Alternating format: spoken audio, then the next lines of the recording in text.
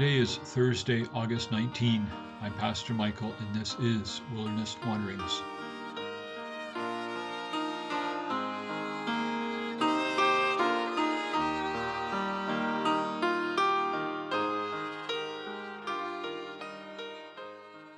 Our text is from Deuteronomy 4.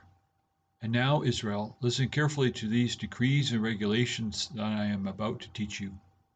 Obey them so that you may live, so that you may enter and occupy the land that the Lord, the God of your ancestors, is giving you. Verse 1. What do we hear or read when we open the Bible? Hit pause for a moment so you can reflect on that question. What are the words in the Bible to you? What is their value? Deuteronomy 4 is a kind of intro to what is coming. The whole book is about what God speaks to Israel. Moses tells the people that they ought to have a twofold response to God's speech. Listen, obey. And then immediately he tells them if they do this, they will live.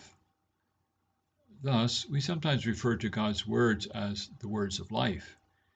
Jesus himself said to the devil, "People do not live by bread alone, but by every word that comes from the mouth of God." Matthew 4:4. When we hear Moses say, "so that you may live," we may tend to spiritualize these words. By that I mean, we hear them as a means of getting into heaven. There is a common mistake that Israel had to obey the law, but we must believe in the death and resurrection of Jesus Christ. If that is all we hear, then we will miss much. Egypt is equated with death. Hitler, in his determination to exterminate the Jews, was imitating Pharaoh. Israel had been in Egypt for 400 years. All they knew was the way of death.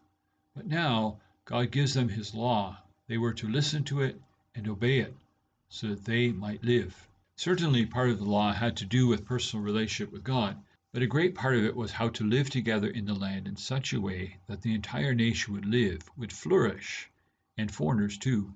The law explored family relations, business practices, and agricultural principles. It taught Israel how to enjoy the blessing and favor of the Lord in the ordinary affairs of life.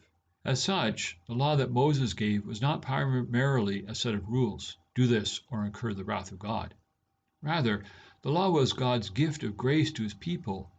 He had redeemed them from Egypt, from slavery, yes, but also from the Egyptian lifestyle, which was rooted in fear and domination. Having set them free, God now teaches them how to live in such a way that they can fully enjoy that freedom. The Israelites were not to act like the Egyptians.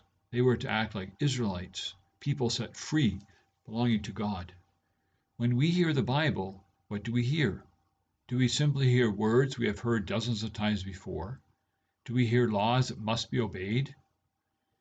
Jesus' first words to the disciples were, "Come, follow me," Matthew 4:18. Then he showed them the kingdom, verses 23 to 25, and taught them about it in chapters 5 to 7. He wanted his disciples to know how to live in the kingdom. When we listen to the Bible, we hear the ways of the kingdom of God.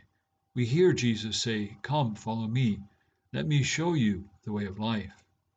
Listen, obey, live. As you journey on, go with the blessing of God.